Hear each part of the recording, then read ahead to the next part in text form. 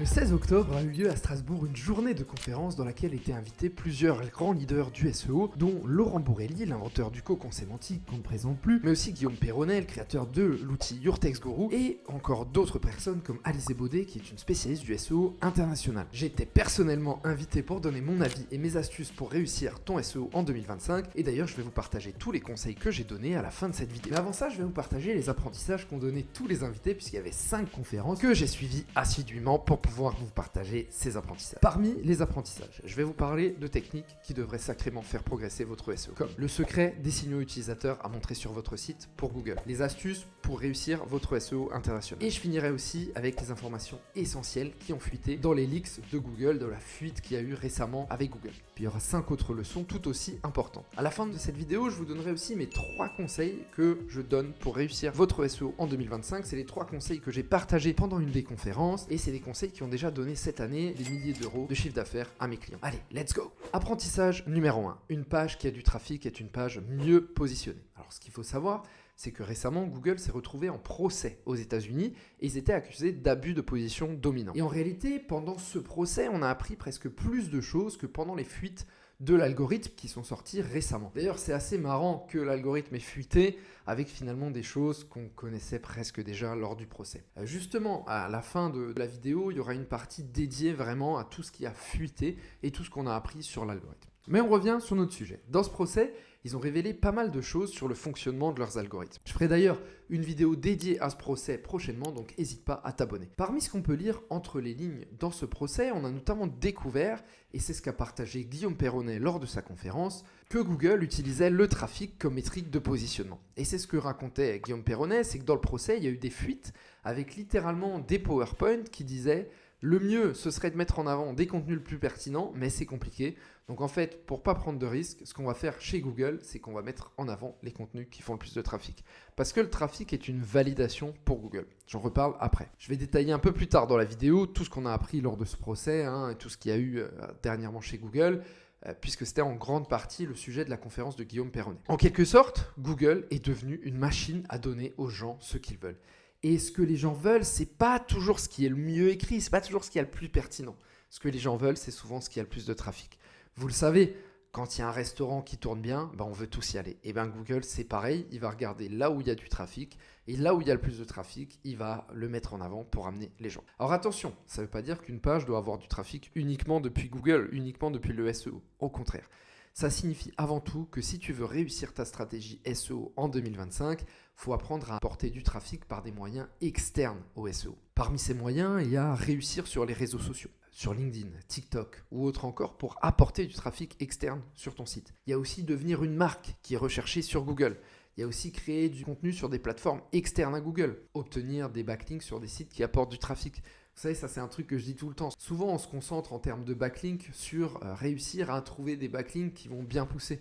En fait, si tu trouves un backlink qui apporte du trafic, c'est super puissant. Et ça, c'est 4 points qui seront essentiels à bosser en 2025. Et je vais en parler encore, mais avant ça, j'aimerais te parler un peu de SEO international et de ce qu'on a appris pendant ces conférences sur le SEO international. Leçon 2, l'expatriation virtuelle pour le SEO international. Alors, on avait la chance de recevoir à la conférence Alizé Baudet, qui est une des spécialistes du SEO international en France, qui en plus est une bonne copine, qui est strasbourgeoise, et elle nous a parlé de sa méthode d'expatriation virtuelle. En fait, le principe, c'est de comprendre que réussir ton SEO international, c'est en fait comprendre vraiment comment fonctionne le pays. Son conseil numéro 1 qu'elle a donné, c'est d'apprendre à localiser le contenu. En fait, traduire, ça suffit pas. La première chose, c'est qu'en fait, il faut réussir à comprendre le contenu qui va être pertinent dans un pays. Et pour ça, en fait, ce qu'il faut comprendre, c'est qu'il va falloir valoriser les contenus les plus pertinents en SEO. Tu vois, typiquement, si en France, le contenu le plus pertinent sur une perceuse, c'est peut-être la perceuse Makita, peut-être qu'en Hollande, c'est complètement différente. Et en fait, pour ça, ça demande vraiment un travail de recherche. Et ce travail de recherche, tu peux le faire de manière virtuelle. Et c'est ce que Alizé appelle justement l'expatriation virtuelle. C'est-à-dire que c'est trouver l'ensemble des informations d'un pays uniquement sur le web. Pareil, il va falloir aussi renforcer la crédibilité.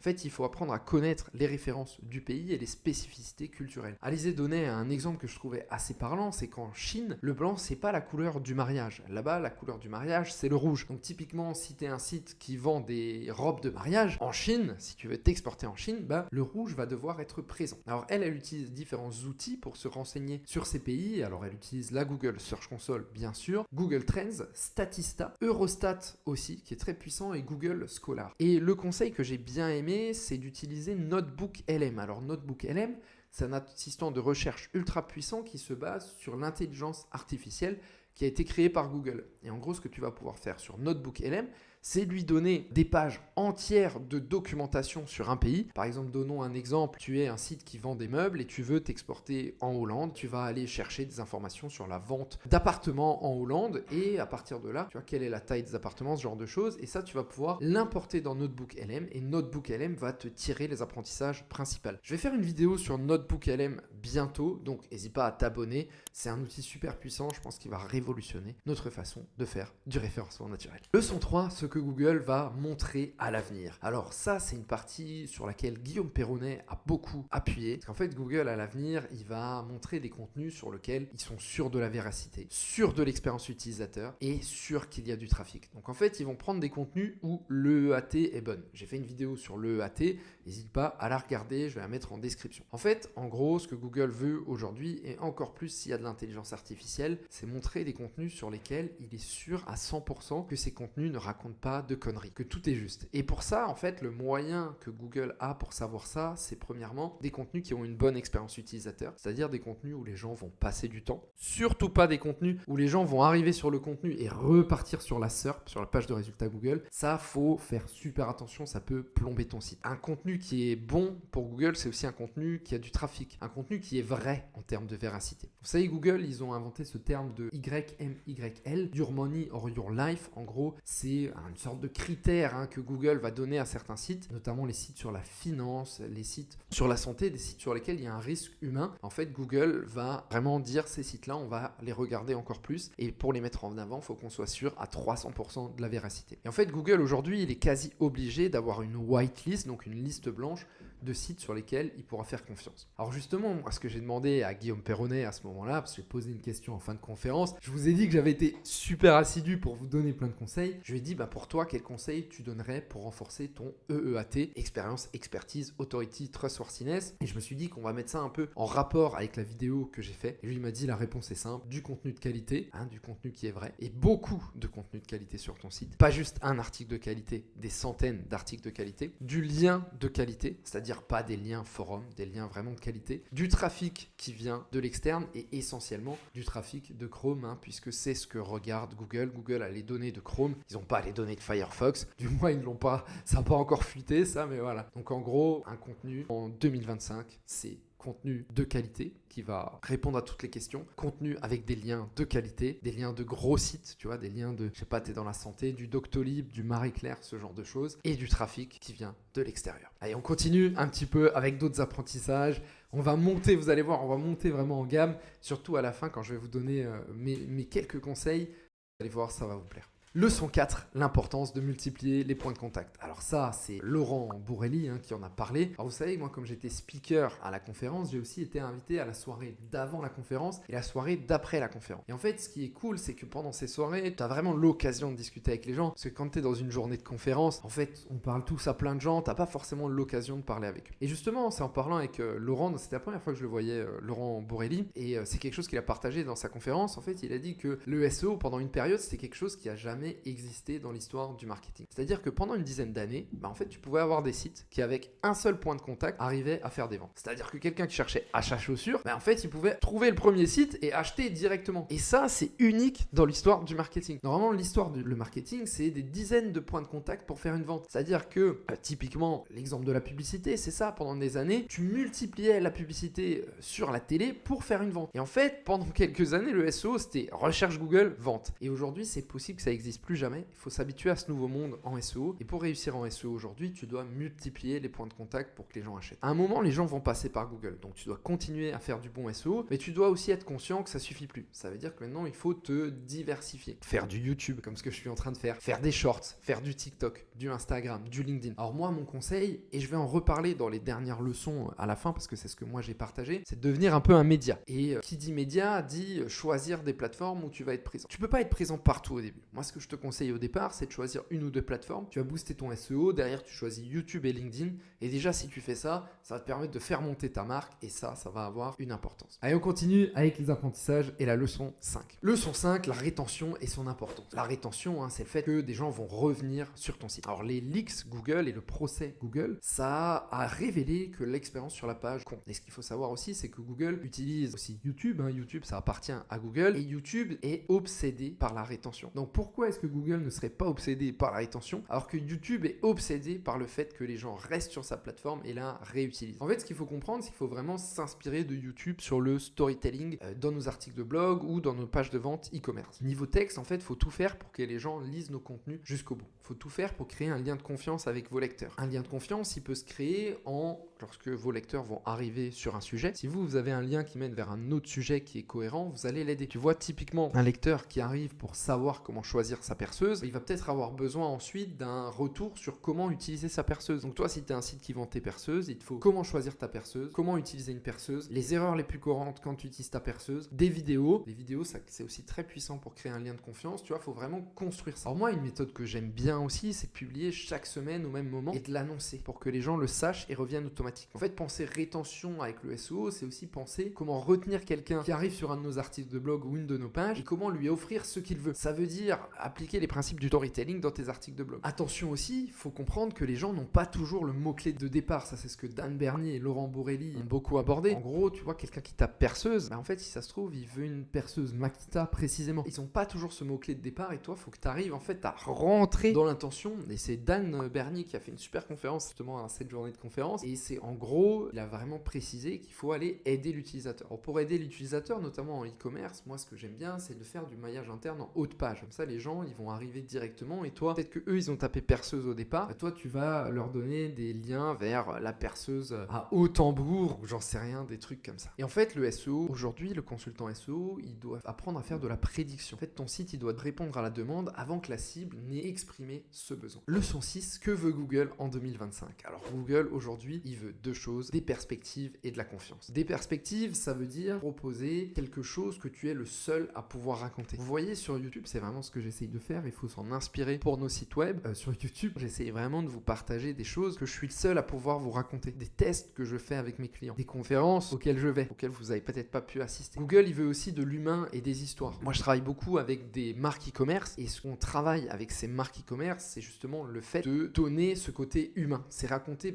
pourquoi moi, en tant qu'humain, je suis la bonne personne pour lancer ça. Je travaille avec une marque d'acné, les fondatrices, elles ont parlé de ce qui leur était arrivé avec l'acné. Je travaille avec une autre marque qui fait des porte-bébés, c'est pareil. Le fondateur, la fondatrice, ils ont raconté à quel point c'était difficile de trouver des porte-bébés qui correspondaient à ce qu'il leur fallait. En fait, ta différence sur Google, c'est comment tu vois les choses. C'est ça la perspective. Et pour apporter ta perspective, tu peux créer ta marque, mais tu peux aussi parler d'études de cas et apporter ton point de vue unique sur un sujet. Tu peux partager aussi tes propres photos pour montrer que c'est toi qui écris et pas un robot. Tu vois, tes photos avec ton produit. N'oublie jamais que Google aussi, il effectue des sondages pour connaître si ton positionnement marche, si son positionnement marche. C'est-à-dire que quelqu'un qui vient chez toi et qui retourne dans la SERP et cliquote pas, il n'y a rien de pire que ça. Parce qu'en fait, ça veut dire Google va l'interpréter comme ce site n'est pas assez bon par rapport à ce mot-clé. Et en 2025, le vote de confiance de l'internaute, c'est le plus important. Pour être premier, tu dois être validé par l'internaute via le trafic, la rétention, le temps que les gens vont passer sur ton site. Allez, on va continuer. Il reste deux parties. La première partie, c'est les conseils que j'ai donnés à la table ronde. Et la deuxième partie, c'est l'ensemble des fuites Google, du moins les fuites Google les plus importantes. Alors, les deux conseils que j'ai donnés à la table ronde, à la conférence à laquelle j'ai participé, le premier, c'est l'importance de créer une marque. La marque, en fait, il y a deux points importants. La première chose, c'est que lorsque tu crées une marque, tu deviens un peu insensible au changement d'algorithme Google. C'est-à-dire que s'il y a une mise à jour Google, en fait, ta marque, si elle est cherchée aujourd'hui 3000 fois, demain, elle sera cherchée 3000 fois, ça va pas changer grand chose. En plus de ça, ce qu'on remarque, c'est que plus tu deviens une marque, plus Google peut te faire confiance. Donc plus ton terme il est tapé sur Google, plus Google te fait confiance et plus tu vas avoir de visibilité. Donc ça, c'est vraiment mon conseil pour 2025. C'est pas juste viser des mots-clés, mais devenir une vraie marque. Alors pour devenir une marque, il y a plein de choses. Moi, le premier conseil que je donne en général, c'est de devenir un média. Un média, en gros, c'est quoi? Moi, j'aime bien reprendre l'exemple, vous savez, des journaux. Moi, je me rappelle, j'ai passé